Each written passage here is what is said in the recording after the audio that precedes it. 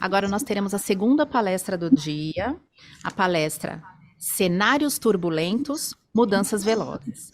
E convido a professora doutora Andréa Kotait Ayub para mediar a palestra. A professora Andréa tem pós-doutorado em Ciências pelo Instituto Dante Casanese de Cardiologia, doutorado e mestrado em Ciências pela Fundação Antônio Prudente. Ela é especialista em gestão pública em saúde pela Faculdade de Ciências Médicas da Santa Casa de São Paulo. Atualmente é conselheira efetiva e coordenadora da Câmara Técnica de Atenção à Saúde do Corém São Paulo, gestão 2024-2026, e diretora técnica 3 do Grupo de Desenvolvimento de Recursos Humanos da Secretaria da Saúde do Estado de São Paulo. Por favor, esteja à vontade para convidar nosso palestrante. Bom dia a todos novamente. É com muito prazer que nós vamos dar continuidade no nosso congresso, chamando para uma palestra o Dr. Mário Sérgio Cortella. Ele é filósofo, mestre e doutor em educação, professor universitário, escritor e palestrante. Ele é autor de mais de 40 obras na área de educação e na área de filosofia. Cortella é uma presença constante nas mídias, hoje como âncora, como debatedor, como comentarista. Ele tem uma impressionante marca de mais de 2 milhões de inscritos em seu canal do YouTube. Nós escolhemos ele para participar deste congresso, na certeza que as suas palavras trarão reflexão para o futuro dos alunos e também para todos nós. Muito obrigado pelo aceite, muito obrigado por estar conosco e de nos engrandecer esse evento. Boa palestra. Que bom que nós nos juntamos todas e todos para proteger o futuro. Não só o futuro de cada pessoa, mas de todas as pessoas, para fazer com que nossa atividade tenha relevância, que ela tenha importância social, que ela sirva às nossas comunidades de vida e, antes de mais nada, que permita que essa vida partilhada, que ela seja absolutamente fértil em relação a todas as condições. Nesse sentido, vale demais nós lembrarmos exatamente o título dessa reflexão que aqui farei. Cenários turbulentos, mudanças velozes. Isso nos coloca numa posição, a pessoas como você e eu, que atuamos no campo da saúde, da educação escolar, no campo da gestão, nos coloca uma série de requisitos para que a gente não fique fora do tempo, isto é, anacrônico, fiquemos ultrapassadas ou ultrapassados. Em outras palavras, que nós sejamos capazes de manter, sim, a relevância do que fazemos e, ao mesmo tempo, que nós sejamos capazes de fazer com que haja uma forma contributiva de presença na sociedade. Como foi lembrado, eu sou da área de filosofia, um dos filósofos que eu admiro, em termos de expressão não tão distante, é um filósofo norte-americano chamado Ralph Waldo Emerson. Ralph Waldo Emerson, que em filosofia nós chamamos de Emerson, nasceu nos Estados Unidos, aliás, nasceu em Boston, no ano de 1802, razão pela qual, por estar ali em Boston, teve a ocasião de estudar em Harvard, e o grande Emerson, um dia, criou uma expressão que serve bastante para você e para mim. Ele dizia: torna-te necessária a alguém. Torna-te necessário a alguém. Isto é, para que a nossa vida não seja apenas um sobreviver, não seja apenas uma tarefa, não seja apenas o exercício de um emprego, mas ganhe isso sim, dentro de tudo isso, importância, relevância, significado. A ideia central é torna-te necessária a alguém, torna-te necessário a alguém. Obviamente que eu tenho que ser necessário ou necessário também para mim. Mas a ideia central da razão da nossa presença na vida é tornar-se necessária ou necessário. E para que você e eu isso consigamos, antes de mais nada, é necessário, dentro da necessidade, que eu leve em conta que os cenários são turbulentos e as mudanças são velozes no campo da mudança, no campo do conhecimento, no campo da ação, no campo das políticas de atenção, no campo da política pública de maneira geral. Nesse sentido, eu vou fazer uma reflexão, ela terá a duração média, né, de uma aula do período diurno, e depois guardarei 10 minutos ao final para que aqui a professora Andréa possa coordenar uma eventual questão que venha à tona, algum comentário, e quando for o momento, às 11 horas, nós nos despedimos, vocês seguem em algumas atividades, eu em outras. Eu quero lembrar algo que vale muito. Uma das maiores escritoras do nosso país, uma mulher nascida na Ucrânia, que é Clarice Lispector.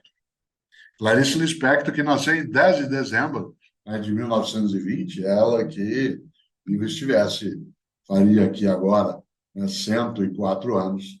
A genial Clarice Lispector, que nasceu na Ucrânia, veio muito jovem, né, para o Brasil, no colo dos pais. Eles foram viver na cidade do Recife, e ela foi para o Rio de Janeiro, onde fez a universidade, cursou direito.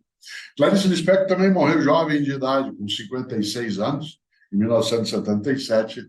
Ela um dia escreveu: aquilo que eu desconheço é minha melhor parte. Aquilo que eu desconheço é minha melhor parte. Ou, dizendo de outro modo, o melhor de mim é aquilo que eu ainda não sei. O melhor de mim é aquilo que eu ainda não sei.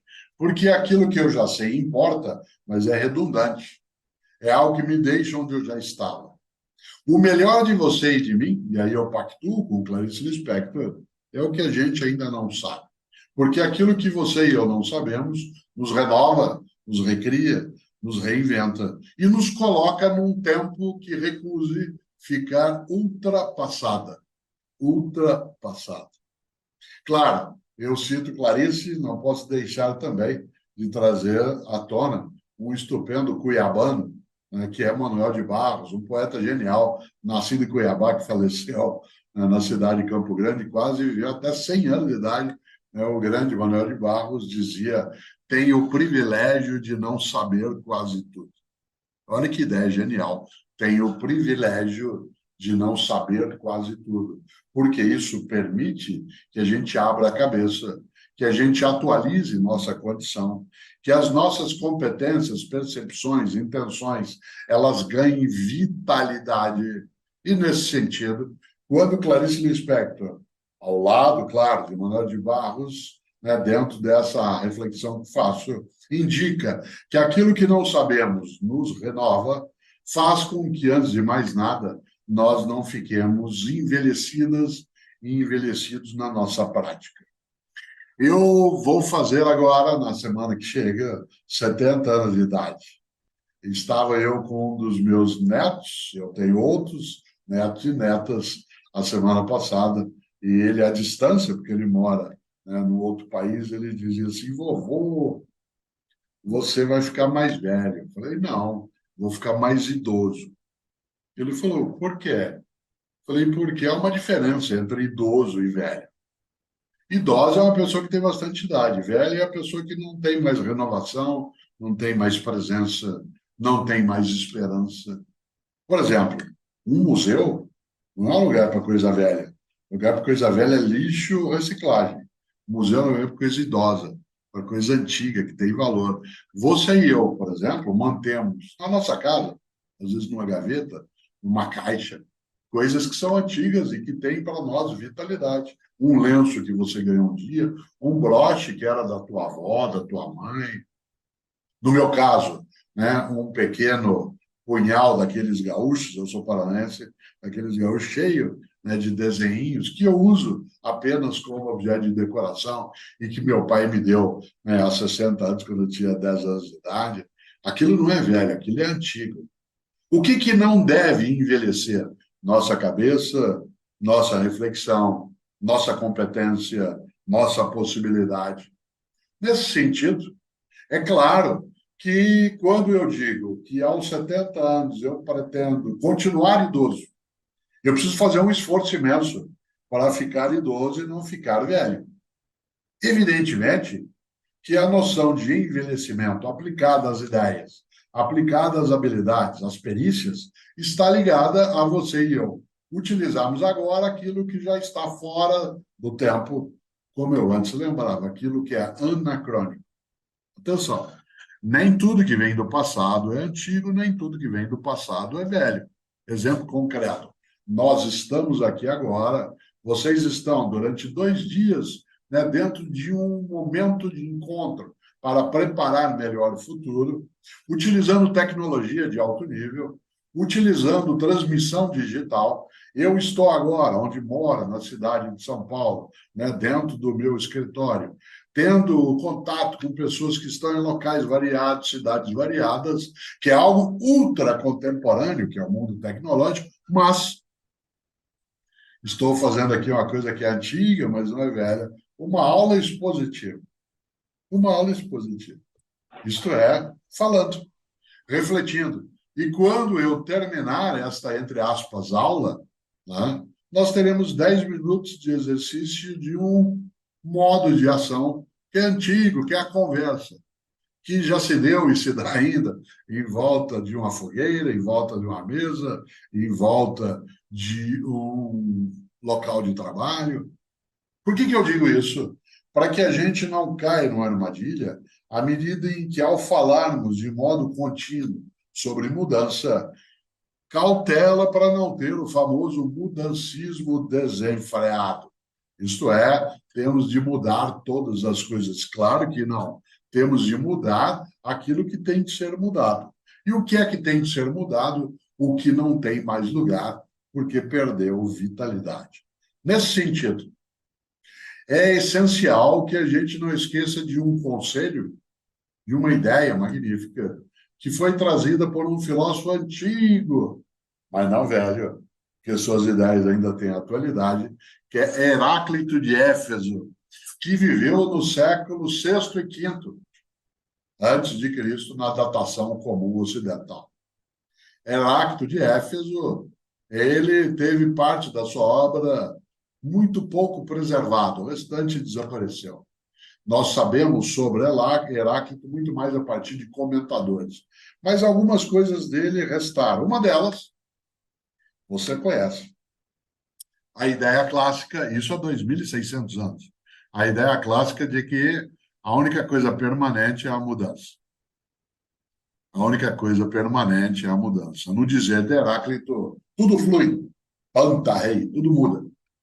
Ora, o que é que isso significa? Que nós estamos em fluxo contínuo. Esse fluxo contínuo nos leva a ficar atentos para que não a gente esteja mudando o tempo todo, mas preparados para mudar. A requisição da mudança não me coloca o tempo todo em modificação, mas precisa me colocar disponível para mudar quando é necessário. Pois bem, dos fragmentos que restaram, né, da obra de Heráclito, um deles você conhece. Ele um dia escreveu: nenhum homem toma banho 2 vezes no mesmo rio. Quando você volta ao rio, nem o rio é o mesmo, nem você é o mesmo. Atenção, nenhum homem toma banho 2 vezes no mesmo rio. Assim escreveu Heráclito. Eu vou atualizar Heráclito sem deixar de mencionar como ele fez, que seria desrespeito. Mas, neste momento, o mais adequado é que eu diga, como eu vou dizer, nenhuma pessoa toma banho 2 vezes no mesmo rio. Porque quando essa pessoa volta ao rio, nem o rio é o mesmo, e nem essa pessoa é a mesma. Claro que Heráclito usou a expressão nenhum homem. Afinal, até hoje, e por séculos, né, o gênero masculino indicativo o tempo todo de expressão de humanidade. Eu não posso esquecer que Heráclito escreveu: nenhum homem toma banho 2 vezes no mesmo rio.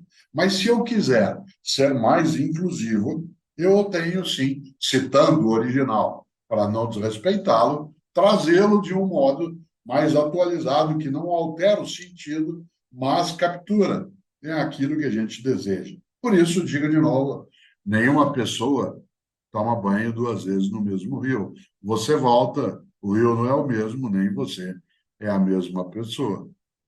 Quando você volta a um rio, o rio não é mais idêntico, mas ele não é inédito. Olha que ideia. O rio não é idêntico, mas ele não é inédito. E quando você entra no rio de novo, ou no mar, ou seja, onde for, O mar ou o rio não é idêntico ao que ele era, mas não é inédito, porque ele não é como nunca fui. E nem você. Isso significa que nesse fluxo da vida, mesmo no mundo de cenários turbulentos e mudanças velozes, há muitas circunstâncias, características, atitudes, capacidades que nós temos que vêm do passado e nós levamos adiante, e outras delas que nós deixamos para trás porque elas não têm mais serventia. Neste ano, 2024, eu, Cortella, estou completando 50 anos de magistério. Este ano faz 50 anos, meio século, que eu sou docente. Eu comecei a dar aulas na universidade quando eu ainda estava no segundo ano, né, de filosofia. Em 1974, eu fui convidado para umas atividades e iniciei ali um caminho que, para minha alegria, segue até agora. Será que eu já sei dar aula? Até certo ponto. Eu comecei a dar aulas em 1974 na universidade. Eu tinha 20 anos, meus alunos tinham 18. Aí eu fiz 30 anos, eles tinham 18. Eu fiz 40 anos, eles tinham 18. Eu fiz 50 anos, eles tinham 18. Isto é, todos os dias eu fui encontrando aquilo que havia de mais novo. Será que eu, Cortella, sei dar aula até certo ponto? Só se eu ficar em estado de disponibilidade para aprender.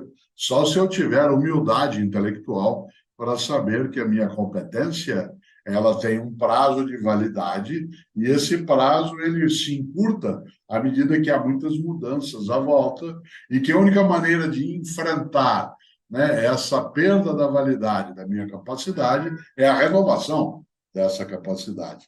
Isso não é ofensivo para mim.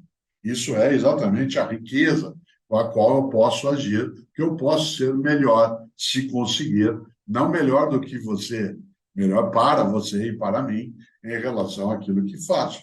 Volto ao ponto. O aluno que entrou esse ano na universidade, lembrando que eu sou professor há 50 anos, o aluno que entrou esse ano na universidade, em qualquer curso, ele nasceu no ano de 2006. 2006. O que é que isso significa? Quando eu comecei a dar aulas na universidade, os alunos tinham nascido, né, por volta de 1957, 58. Agora eles nasceram em 2006. Se eu tenho de com eles lidar, eu tenho de aprender a fazê-lo. Eu tenho de atualizar minha capacidade. Será que eu tudo mudo? Não. Quer ver uma coisa que é antiga na minha atividade? A autoridade docente. Quer ver uma coisa que é velha a ser descartada? Autoritarismo. Quer ver uma coisa que é antiga na minha atividade? Atenção aos conteúdos. Quer ver uma coisa que é velha? Conteudismo, ou seja, a fixação exclusiva na memória, né, e na guarda de conteúdos que hoje estão aí disponíveis em outras plataformas que não só o cérebro humano. Há umas 4 semanas, Cláudia, com quem eu sou casado, nós voltávamos do Rio de Janeiro de uma atividade e, ao descermos no aeroporto de São Paulo, em Congonhas, saímos para buscar nossa bagagem na esteira de entrega e, enquanto eu estava ali aguardando a bagagem chegar, um menino, uma criança de uns 8 anos de idade, veio correndo, grudou nas minhas pernas e grudou e falou assim: eu adoro você, eu adoro você. Ele não falou, eu adoro o senhor. É outra geração. Eu sou habituado a ser chamado de senhor desde os 20 anos. Para mim não tem tanta importância. Não tem, nunca teve. Mas era um outro modo. Eu não fico ofendido se o menino diz eu adoro você. Assim como eu chamava meus pais de senhor e senhora, e meus filhos e netos não fazem isso. Diz, mas tá vendo? Olha o respeito. Não é aí que mora o respeito. Aliás, porque em vários lugares se chama uma pessoa de Vossa Excelência e essa de excelência nada tem. Né? Nesse sentido, volto a esse ponto. Não é essa marca. Né? Quando aqui a professora Alsônia trazia à tona a perspectiva, né, da criança que está lá na escola aguardando a chegada, né, de alguma ferramenta básica de higiene, que é o papel higiênico, é claro que o que vai mudar a situação não é ela dizer para a professora assim, senhora, está faltando papel. Não, isso é um pedaço, né, da situação. O que vale ali é anular né, aquele tipo de pauperização, né, que existe dentro da estrutura. O ofensivo, o obsceno, não é o tipo de linguagem só que será usada, mas é a situação que está presente. Aí o menino grudou, né, na minha perna, falou assim: eu adoro você. Aí ele começou a chamar o pai dele. Pai, pai, o pai estava perto. Tira uma foto minha com ele, eu adoro ele. Claro que isso é altamente honroso para mim. E aí eu virei para o menino e falei assim: por que você gosta de mim? Ele falou: porque você fala o que eu não sei. Para quem é professor, isso é um afago imenso. Mas na sequência, eu perguntei: mas da onde você me conhece? Ele falou: do TikTok. Ora, eu tenho 2 milhões de seguidores no TikTok. Do conjunto das redes, eu tenho mais de 20 milhões de seguidores. Não são 20 milhões de pessoas, e vários estão em várias redes, mas 20 milhões de seguidores. Isso me deixa, sem dúvida, feliz, mas me deixa também com uma percepção. Eu preciso renovar minha capacidade, minha comunicação. Um menino de 8 anos, 10 anos, que vê, eu não faço dancinha, o que eu falo ali é de filosofia de vida, de reflexão. Ainda assim, ele assiste, aprecia, elogia. Isso dá para mim uma noção. 50 anos de magistério, eu quero continuar relevante. Para que eu continue relevante nesse caminho, é claro, eu não posso esquecer da necessidade de eu me renovar e renovar a minha ação. Num mundo, insisto, em que os cenários de fato são turbulentos e as mudanças são absolutamente velozes, é claro que uma necessidade urgente é que eu compreenda o que escreveu Clarice Lispector. Aquilo que eu desconheço é minha melhor parte. Nesta hora, especialmente quando se pensa no campo das ciências da saúde, no campo das políticas públicas, na formação do que hoje é chamado de recursos humanos, a introdução de perspectivas que movimentem a ideia da nossa formação permanente, da formação continuada, mas uma formação continuada que coloque para nós a noção mais nítida de que nós não temos mais um tempo em que exista apenas a qualificação individual, em que se diga a minha competência acaba quando começa do outro. A minha competência cessa quando começa de outra pessoa. Hoje, no modo de ação, de integração, de complexidade, dos vários modos de vida, e especialmente nas grandes estruturas, como é a nossa sociedade, a ideia de competência tem que ser coletiva. Dizendo de outro modo, a minha competência não começa quando acaba do outro. A minha competência acaba quando acaba da outra pessoa. A minha competência começa quando começa também a da outra pessoa. Se alguém perde competência, eu perco. Se alguém ganha competência, eu ganho. Nesse sentido, olha que interessante. Quando alguém participa de um encontro, de um momento, de um congresso, nós estamos ampliando essa competência coletiva. A competência não é exclusivamente individual. Aliás, porque nenhuma e nenhum de nós daria conta individualmente daquilo que hoje é necessário. Nesta hora, é claro que nós temos de trazer à tona uma percepção da dedicação cotidiana à nossa formação.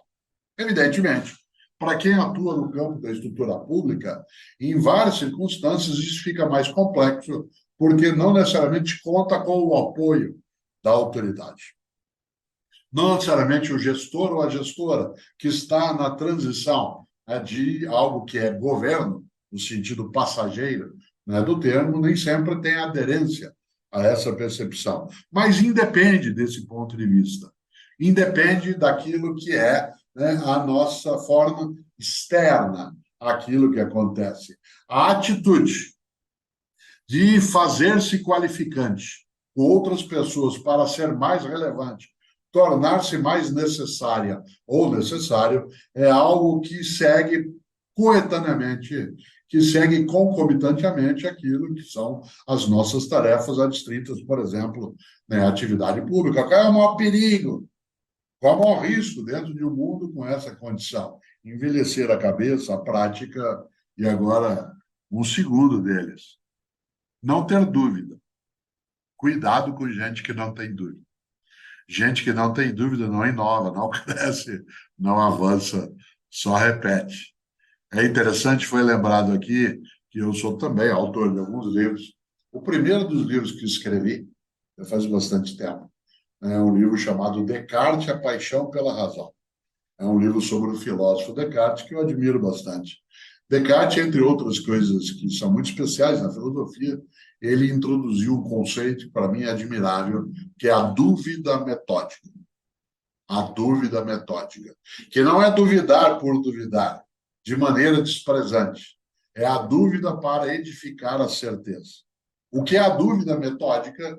É a dúvida sistemática, estruturada, que permite que você, colocando sob suspeita aquilo que já sabe ou conhece, ganhe maior certitude no que precisa fazer.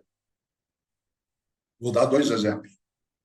Eu, Cortella, em 2017, ao terminar uma conferência, uma palestra, né, na Bahia, onde eu estava com o Cláudio, a hora que terminou, a gente foi depois correr um pouco. E eu, de maneira distraída, na hora que estava correndo na praia, não notei um banco de areia, tropecei, caí, bati o joelho direito e tive, entre aspas, uma fratura no subcondral, o que produz uma dor posterior e uma dificuldade imensa. Tentei, né, durante um ano, escapar da colocação de prótese, mas não houve alternativa. Em 2014, desculpe, 2018, tive que ser submetido a uma artroplastia completa do joelho direito, o que funcionou imensamente. O cirurgião, né, que fez essa cirurgia em mim, um professor, doutor genial, professor da Universidade de São Paulo, atua também, né, no Hospital das Clínicas, o professor, o doutor Arnaldo Hernandes, ele fez, né, de modo muito forte, de maneira consistente, esta prótese. E olha que coisa interessante, porque ele é uma pessoa inteligente, ele foi capaz de ter dúvidas se ele precisaria fazê-la daquele modo e naquele momento. Haja vista que antes do procedimento, que foi em abril de 2018, ele chamou, não era uma junta, não havia necessidade, mas chamou 2 outros colegas que discordariam da realização de uma prótese. De maneira que se pudesse conversar, inclusive comigo, né, para ver se aquilo deveria mesmo ser feito. E após, ele achou que sim, era correto, fez, teve sucesso, o que é uma coisa boa. Por que eu estou indicando esse polo? Claro que eu não quereria que ele tivesse dúvida na hora do ato cirúrgico. É claro que a dúvida tem que anteceder a ação. É claro que a dúvida não pode ser no processo de execução, porque isso perturbaria até o resultado. Eu não desejaria jamais, né, mesmo que fosse elogioso, dizer que ele, o cirurgião, se inspiraria em Descartes na dúvida metódica, quando, por exemplo, durante o ato cirúrgico, na hora de secção, né, de algum tipo de parte, né, no joelho, ele disse, será que é isso? Será que eu tenho que fazer nesse caminho? Claro que não. Isso submeteria a um risco muito grande. Por que eu estou indicando isso? Porque a dúvida prepara. Há pessoas que não têm dúvida sobre o que fazem. Você não pode só ter dúvida, porque senão não age. Mas não tê-las é sinal de ausência, né, de humildade intelectual. Eu, Cortella, várias vezes, eu penso, será que esse é o caminho? Será que eu estou indo desse modo? Será que eu não preciso revisar? Será que eu não estou muito mais apoiado no meu hábito do que de fato em algo que é correto? Será que eu não estou muito mais confortável em fazer isso do que em alterar para aquilo que é necessário? Para quem acompanha, eventualmente, algumas das redes sociais nas quais eu tenho presença, eu tenho um hábito. A cada 2, 3 dias eu coloco, né, posto um cartazinho, uma frase de alguém que nasceu, né, naquele dia ou faleceu, faço uma selfie segurando o cartaz, põe a frase da pessoa e escrevo à mão, em vermelho, isso há muito tempo. Será? Será? Esse será tem a intenção de dizer para quem ali contempla, pense nisso. Atenção. Há uma diferença entre dizer pense isso e pense nisso. Pense nisso é reflita, medite, pense isso já é algo de determinação. Em algumas situações, assim será. Por que eu falo isso nesse momento? E eu quero aproveitar os 20 minutos que tenho para completar a aula e a gente ter, né, esses 10 minutos finais de eventuais reflexões coletivas. Quero lembrar algo que vale. Eu preciso introduzir a dúvida metódica, mais ainda no mundo de cenários turbulentos e mudanças velozes. Milor Fernandes, um estupendo carioca nascido no Meia, um dos nossos maiores pensadores no campo da tradução, da escrita, do cartoon, do desenho. Genial. Um homem que morreu em 2012 com 88 anos de idade. Milor Fernandes dizia: se você não tem dúvidas, é porque está mal informado. Se você não tem dúvidas, é porque está mal informada. Olha que coisa inteligente. A presença da dúvida não é sinal de ignorância. A presença da dúvida é sinal de abertura para o conhecimento. Não é casual que o grande pensador na filosofia que demarca, inclusive a antiguidade, no nascedouro da filosofia ocidental, que é Sócrates, a tal ponto que a filosofia antiga é chamada de pré-socrática, socrática e pós-socrática. Não é casual que Sócrates tenha sido conhecido por um tema que a ele era muito caro, uma expressão que ele usava: só sei que nada sei. Evidentemente que quando Sócrates dizia só sei que nada sei, ele não estava dizendo só sei que nada sei por inteiro, só sei que nada sei por completo, só sei que nada sei que só eu saiba. Porque, é claro, seria ofensivo e imodesto fingir isso. Sócrates era considerado o mais sábio dos atenienses pelos seus contemporâneos. Fingir modéstia era uma forma tonta de presença. Quando Sócrates diz, e é verdade, só sei que nada sei, o que ele quer dizer é que só sei que nada sei, que só eu saiba. Só sei que nada sei, que eu não possa um dia vir a saber. A expressão socrática, só sei que nada sei, é uma expressão de humildade e não de ignorância. A pessoa tornada ignorante não tem responsabilidade sobre isso. Há muitas pessoas que são enganadas, iludidas, e aí elas são deixadas na ignorância. Mas há pessoas que têm a ignorância como escolha. Isto é, ela decide que ela será tola. E a maneira de decidi-lo é fechar-se para aquilo que é diferente do que ela já conhece, para uma perspectiva que é muito mais hegemônica e comprovada dentro de um grupo. A ignorância como condição imposta não é responsabilidade da pessoa, mas a ignorância como decisão, isto é, como fechamento, enclausuramento mental, ela é absolutamente prejudicial. A noção socrática, claro que a da condição também, mas essa mais ainda, que poderia não ser. A expressão socrática, só sei que nada sei, ao indicar humildade intelectual, ela percorre o caminho de nós nos colocarmos disponíveis para conhecer o que não conhecemos. Pessoas que não têm humildade intelectual são capazes, por exemplo, de participar durante 2 dias de um evento como esse e saírem com as mesmas ideias que já tinham. Ficou 2 dias ouvindo, refletindo, debatendo, assistindo, e quando termina, está do mesmo modo. Isto é, participou apenas para confirmar o que já sabia, no lugar de abrir a janela ou a porta para aquilo que ainda não conhece. Nesta hora, vale demais. Algo que é trazido dentro de um tempo que é mais antigo. Lá no século VIII, um pensador britânico, um homem chamado Beda, católicos, anglicanos e ortodoxos o chamam de São Beda. Eu até cito Beda, num dos meus livros, porque gosto demais das reflexões dele. Ele, esse britânico no século VIII, escreveu um dia algo que eu repito com frequência e que serve bastante para você e para mim. Ele disse: há 3 caminhos para o fracasso. 3 caminhos para o fracasso. Não ensinar o que se sabe, não praticar o que se ensina e não perguntar o que se ignora. Digo de novo. Há 3 caminhos para o fracasso. Não ensinar o que se sabe, não praticar o que se ensina e não perguntar o que se ignora. Vamos inverter. Há 3 caminhos para o êxito. Ensinar o que se sabe, isto é, generosidade mental. Segundo, praticar o que se ensina, ou seja, coerência ética. Terceiro, perguntar o que se ignora, isto é, humildade intelectual. Eu tenho 2 livros em que eu trato dessas questões. Um deles se chama, é um livro mais antigo, Qual é a Tua Obra? Qual é a Tua Obra, que é um livro sobre gestão, liderança e ética. E completando esse livro, o outro cujo título é Por que fazemos o que fazemos.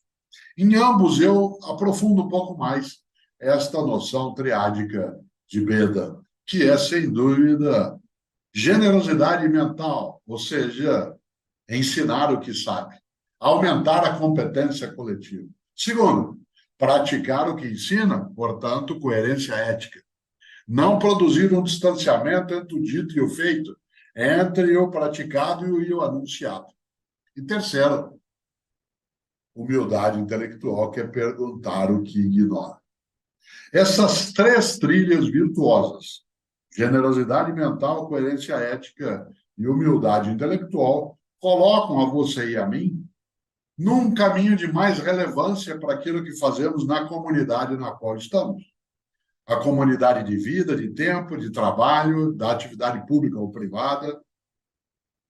Claro, provavelmente, das 3, coerência ética, generosidade mental e humildade intelectual, a mais ancorante, portanto, a que dá mais sustento, é a humildade intelectual, porque é quando eu me coloco, né, à disposição de ir onde eu ainda não tenho preparo, abrir a dúvida em relação àquilo que preciso saber e, o que é mais importante, levar em conta pensamentos que não são como o meu. Eu tive um grande formador nessa ação.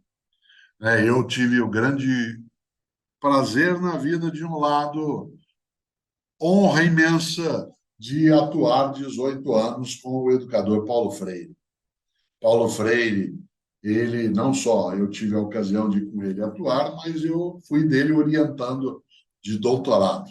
É o último orientando de doutorado nos 10 anos finais da vida dele. Ele faleceu em 1997. Fui eu. Ele não orientava mais. Aliás, quando ele foi secretário de Educação da cidade de São Paulo, eu era o secretário adjunto, depois ele saiu para outras atividades e eu continuei, né, como secretário de Educação Municipal. E uma das coisas interessantes é que Paulo Freire sabia que não era, como não é, unanimidade em todos os campos. Paulo Freire sabia que não havia concordância em relação a toda a percepção que ele coloca, e ele não entendia isso como ofensa. Por exemplo, se Paulo Freire vivo agora estivesse e soubesse de pessoas que contra ele falam, se essas pessoas o fizessem de modo respeitoso, sério, decente, e não apenas, né, de modo furioso e bruto, ele prestaria atenção. Paulo Freire jamais seria contra que alguém contra ele fosse. Paulo Freire seria contra que quem contra ele fosse não pudesse ser contra ele. Digo de novo, ele jamais seria contra que alguém contra ele fosse. Ele seria contra que quem contra ele fosse não pudesse ser contra ele, porque isso seria um autoritarismo que bloquearia, inclusive, a possibilidade de ser corrigido. Por que eu aponto isso? Porque humildade intelectual é algo absolutamente complexo, mas é necessário. Humildade não é subserviência. Uma pessoa subserviente é aquela que se humilha, que se rebaixa, que se apequena. Uma pessoa humilde é aquela que sabe que não sabe toda, é aquela que sabe que não é a única que sabe, aquela que sabe que a outra pessoa sabe que ela não sabe, aquela que sabe que ela e outra pessoa saberão muita coisa juntas, aquela que sabe que ela e outra pessoa nunca saberão tudo que pode ser sabido. Humildade não é subserviência. A subserviência gera domínio sobre si, enquanto que a humildade gera crescimento da possibilidade, da capacidade. E eu quero aproveitar esses 10 minutos restantes para eu fechar, né, dentro dessa aula. Eu gosto da ideia de aula, né, o magistério me encanta. Eu gosto da ideia, né, de poder partilhar aquilo que se tem, se conhece. Mas eu queria lembrar, de novo, que no mundo de cenários turbulentos e mudanças velozes, você e eu só teremos, de fato, relevância no que fazemos. E que ultrapasse o mero discurso daquilo que precisa ser feito se nós nos prepararmos melhor. E essa preparação, ela tem uma dependência, obviamente, de condições materiais que estão na nossa atividade, mas não apenas isso. Ela é uma atitude. Eu aprendi com o Paulo Freire algo que eu conhecia, mas que nele era uma prática diária. Ele, todos os dias, sem exceção, ele escrevia alguma coisa. Mesmo que ele chegasse tarde, cansado, ou tal, ele escrevia que fosse uma frase, um pensamento dele, uma ideia, algo que ele tinha observado, às vezes escrevia muito mais coisa. Era uma maneira de estudar. Mas ele tinha aprendido um pouco essa percepção com uma outra pessoa, um grande intelectual brasileiro, esse nascido no Rio Grande do Norte, que é Câmara Cascudo. Paulo Freire é pernambucano, da cidade do Recife, e Câmara Cascudo nasceu na cidade de Natal. Câmara Cascudo, um dos nossos maiores antropólogos. Câmara Cascudo, talvez o nosso maior especialista em folclore. Ele, inclusive, dá o nome dele ao nome do Museu de Antropologia na Universidade Federal do Rio Grande do Norte. Câmara Cascudo tinha um hábito, eu gosto de contar essa história, que ela marca um pouco esse caminho. Ele tinha um hábito delicioso. Todos os dias ele estudava, todos os dias. Aquele homem genial estudava todos os dias. E num desses dias estava ele na sala de trabalho estudando. Aquilo que alguns lugares do Nordeste chamam de birô, estava ele ali na escrivaninha estudando. E enquanto isso, na cozinha, uma senhora que trabalhou com ele muito tempo fazia o almoço dele. Fazia o almoço e olhava lá o professor estudando. Ao lado dela estava o assistente do professor. E é interessante porque, num determinado momento, esse assistente, ao olhar aquele homem genial estudando, virou para ela e disse assim: mas esse homem é um gênio, hein? Ela disse: eu não acho, não. Ele falou: ué, como não acha? Por quê? Imagina como ele é gênio. Faz 30 anos que eu estou com ele e todo dia eu vejo ele estudar. O que ela não tinha entendido? A fonte da genialidade. Câmara Cascudo não houvera nascido gênio, porque assim não é. Câmara Cascudo genial foi porque ele estudava todos os dias, porque ele se preparava de modo contínuo, porque ele persistia dentro da percepção de que ele deveria conhecer mais e dar outros passos. Nesta hora, é evidente que você diz: Cortella, eu sei. Você está falando óbvio. É claro que nós temos de nos preparar sempre. Cautela. Muitas vezes se ouve isso e você e eu nem sempre levamos em conta porque achamos que estamos prontas ou prontos. Cenários turbulentos, mudanças velozes, uma parte daquilo que já fiz, continuo fazendo, mas outras não mais. Olha que coisa boa. Eu usei por muito tempo uma ideia que eu vou trazer agora, nesse tempo final, né, da exposição, e que agora ela se registrou em forma de tirinhas, de quadrinhos.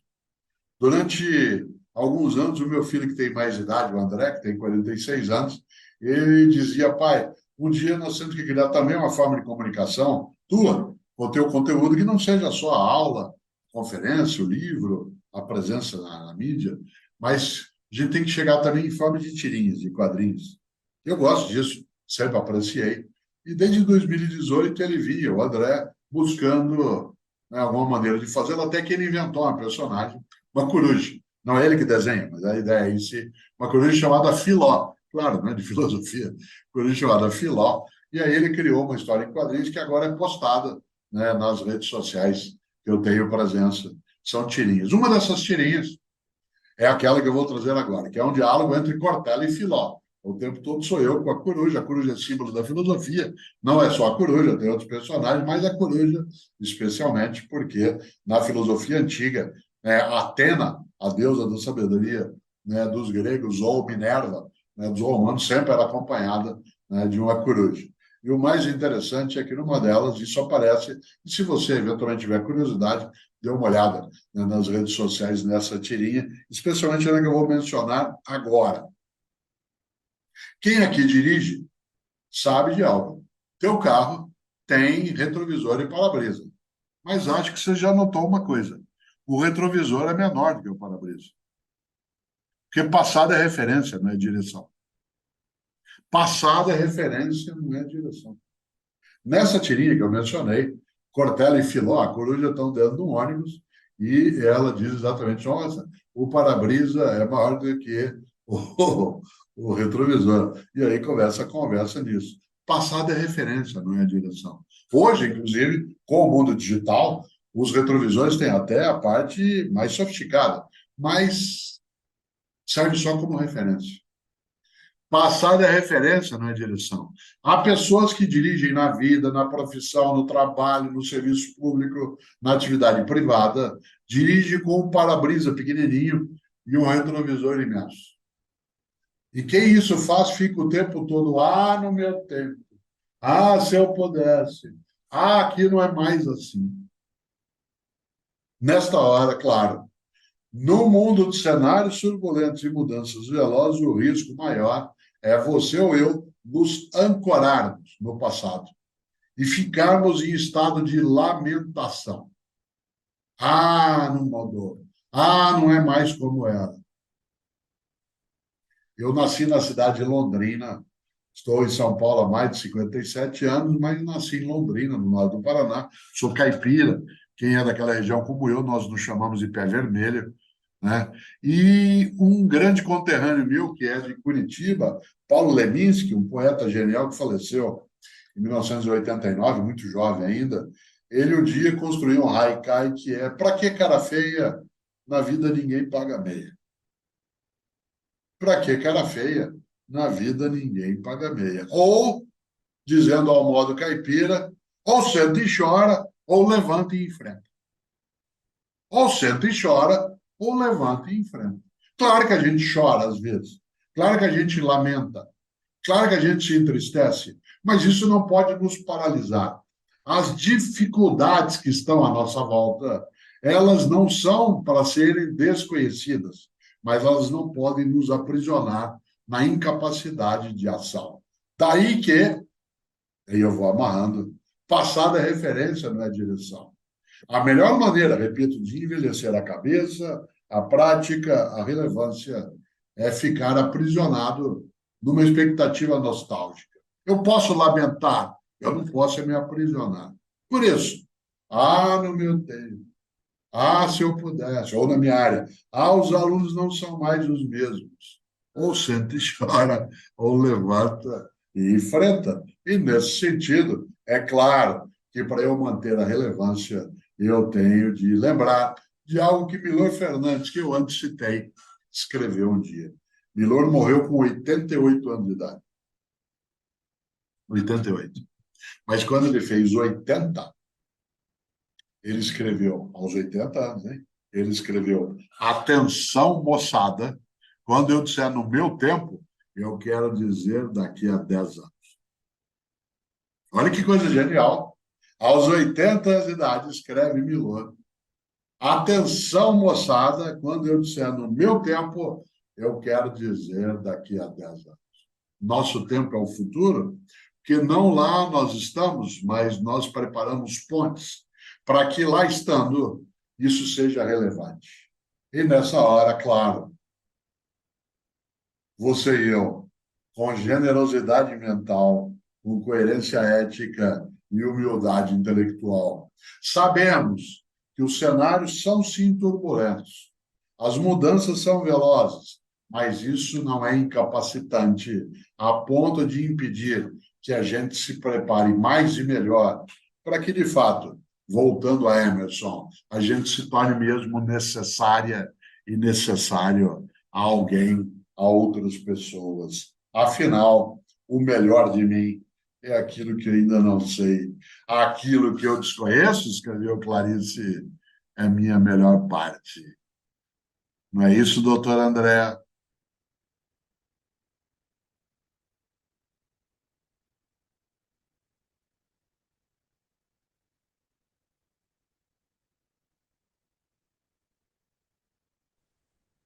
Andréia, tá sem som.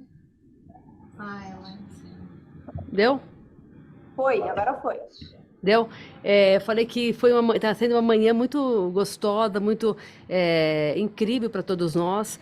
Primeiro, a doutora Alsônia trazendo para nós a vivência de uma sala de aula, né? Uma vivência de uma pessoa tão capaz e tão reconhecida como ela, mas trazendo a humildade, o carinho pelo aluno, o respeito pelo conhecimento, reconhecer aquele que nós estamos lidando. E depois vem a tua parte, né, nos remetendo o quanto é importante ter dúvida, ser mais humilde, entender que o conhecimento ele nunca ele é total, né? Eu tenho sempre o que aprender, né? Nós, enquanto grupo formador, lidando com tantos alunos, acreditamos que isso é importante, que o desenvolvimento é constante. Ele não pode, ele não cessa, né? Não adianta eu achar que eu sei o suficiente. Eu sei para hoje, né?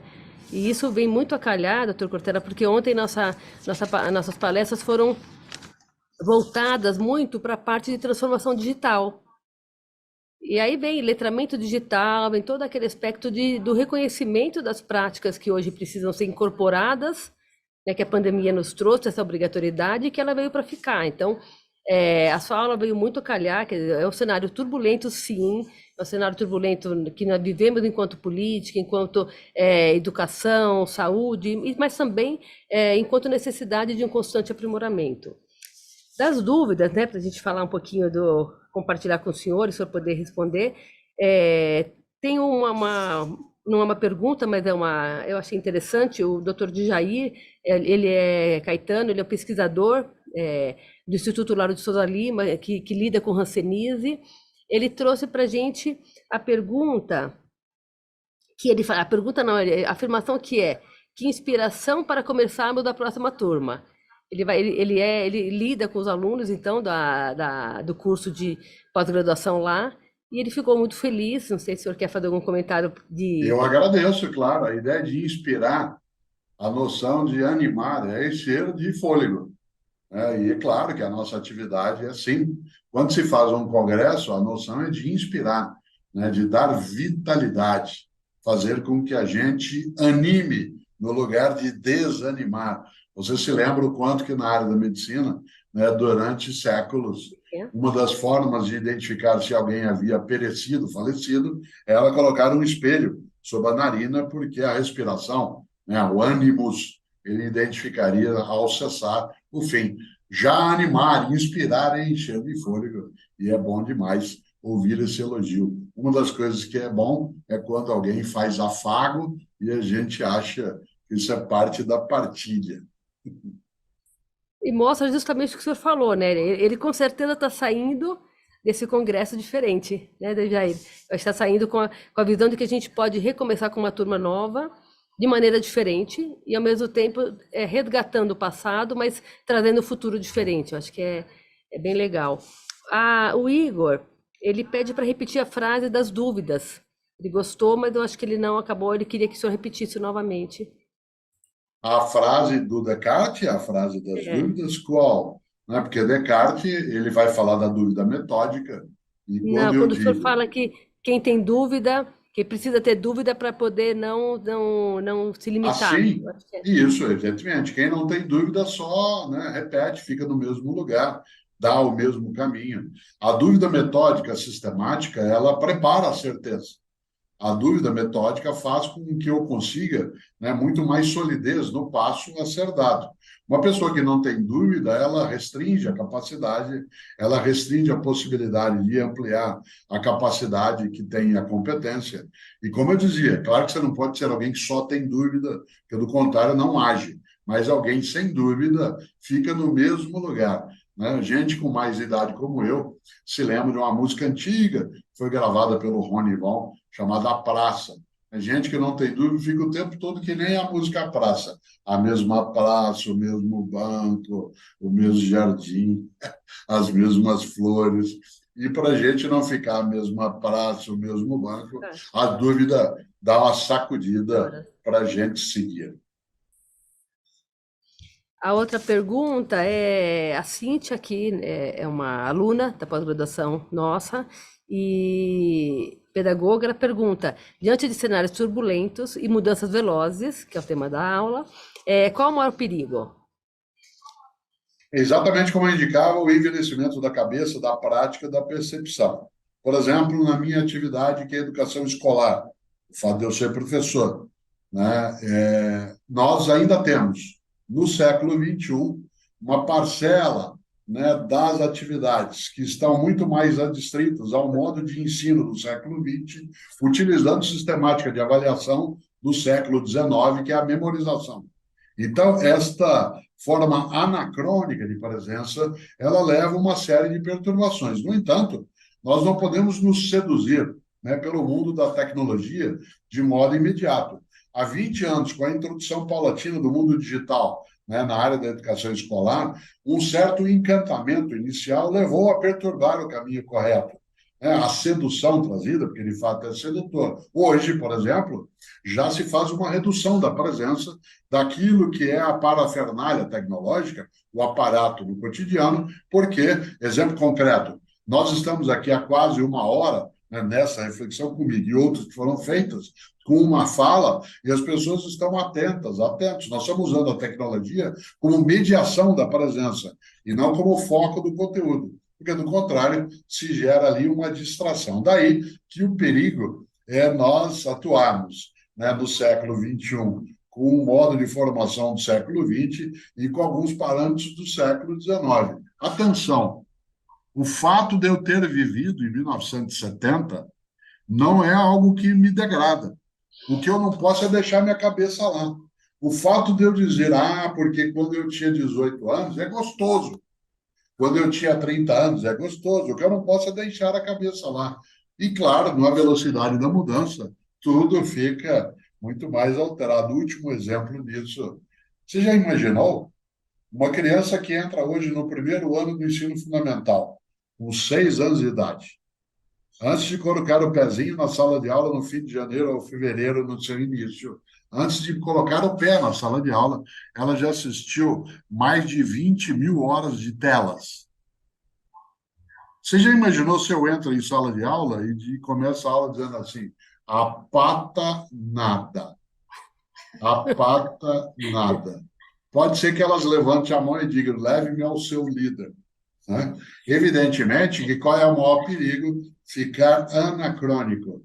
Eu tenho que levar em conta que elas assistiram 20 mil horas de telas, mas não tenho que me submeter a isso.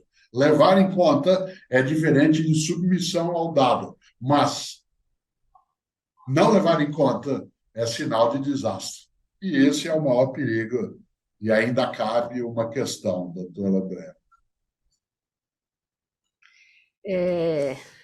Tem uma pergunta da Luciana, ela é do Centro de Convivência Infantil, aqui do Estado. Ela pergunta: hoje a dificuldade de leitura, a preferência para textos curtos, a leitura de um livro, assistir vídeos curtos, um filme, é possível estudo, conhecimento e a filosofia ser prejudicada pelo imediatismo atual? Sem dúvida. Como essa é a minha última participação, eu quero aproveitar para passear um pouco rapidamente nessa ideia. Mas a filosofia, ela só ficará prejudicada se quem é da área render-se a essa questão. Deixar de ter presença em redes sociais.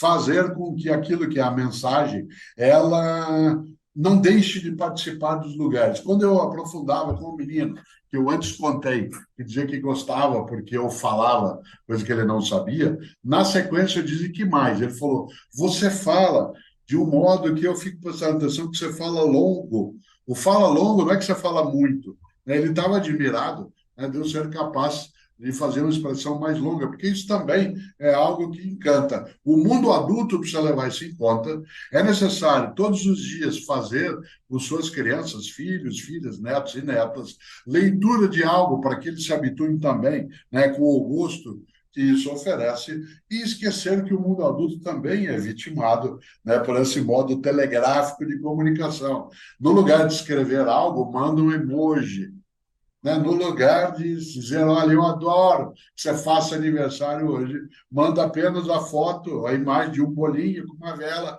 e uma mãozinha fazendo assim. Isso vai produzindo em nós, pouco a pouco, restrição mental. Quando é prático, que bom, mas quando é hábito, vira risco. Quando eu a forma mais sintética de comunicação, utilizo como hábito, evidentemente, que isso traz ali, né, uma dificuldade grande, mas para que cara feia? Na vida ninguém paga meia. E eu fico feliz às 11 horas da manhã desta quinta-feira de participar também aqui do Conesp. Agradeço, fico contente e ou senta e chora, ou levanta e enfrenta. Muito obrigado, acho que muito enriquecedor, uma reflexão imensa para todos nós enquanto escola, enquanto docentes, enquanto lidando com alunos, enquanto alunos que vão agora para o ingresso ao trabalho. Agradeço imensamente e vou passar, esperamos o senhor no terceiro congresso e eu vou passar a palavra para a Vanessa. Professor Cortella, muito obrigada pela sua contribuição no dia de hoje, foi incrível, né? Eu falei que eu não tinha nem roupa para esse evento. Que sejamos, após ouvi-lo, que sejamos, que tenhamos humildade intelectual e que sejamos agentes multiplicadores de conhecimento. Acho que essa é a maior lição dessa sua palestra. Muito obrigada.